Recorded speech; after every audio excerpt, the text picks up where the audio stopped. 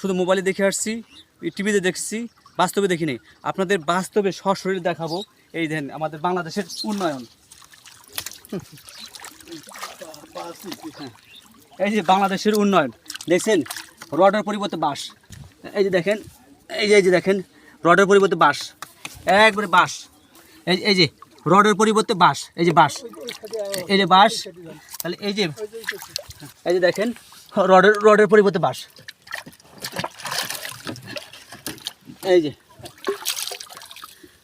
Hello দর্শক, আমাদের বাংলাদেশের রড, আমাদের বাংলাদেশের নতুন আবিষ্কৃত রড, এই রড, মোটা রড, বুঝছেন? এই রড এখন কোম্পানি থেকে বা ফ্যাক্টরি থেকে তৈরি করা রড দিয়ে আমরা আর এখন কাজ করি না। আমাদের বাংলাদেশে রডেরই চাষ হয়, অর্থাৎ বাঁশঝাড়ে আমরা বহু রড পাই। এই হলো আমরা বাংলাদেশের উন্নয়ন। আর একটা জিনিস দেখাচ্ছি, এই যে দেখেন, সিমেন্ট নাই, শুধু বালু। তাহলে এই কালপাটটা টিকবে কিভাবে?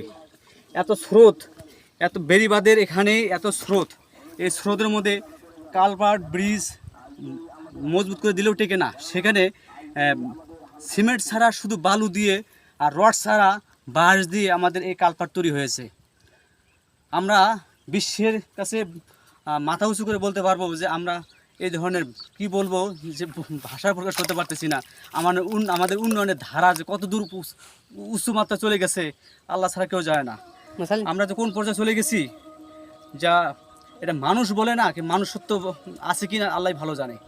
এইভাবে আমাদেরকে ধোঁকা দেওয়া হয়।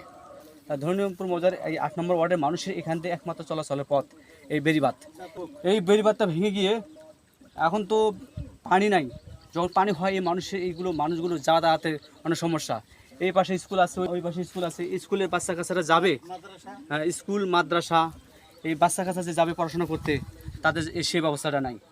এখানে যে সরকারের যে বাজেটটা দিয়েছে, সেই বাজেটের একবার পুকুর চুরি করেছে, একবার হরি লুট করেছে। এটা বাজেটের 10 ভাগের 1 ভাগ দিয়ে কোনো কাজ করা হয়নি।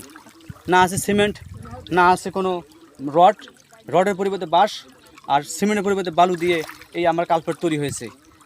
আমি আশ্চর্য হলাম যে আমরা কোন দেশে বসবাস করি। আমার জানা নেই, আমি এই যাবতে কোনো শুনি নাই বিশ্বের কোনো দেশে রডের পরিবর্তে বাঁশ ব্যবহার করা হয়, সিমেন্টের পরিবর্তে বালু ব্যবহার করা হয়। একমাত্র আমাদের বাংলাদেশে সম্ভব। আমি সরকারের কাছে জোর দাবি জানাই, এই দুর্নীতিবাজদের আইনের আওতায় নিয়ে আসুন, এই পর্যবেক্ষণ করুন এবং তদারকি করে এর যথাযথ ব্যবস্থা করুন।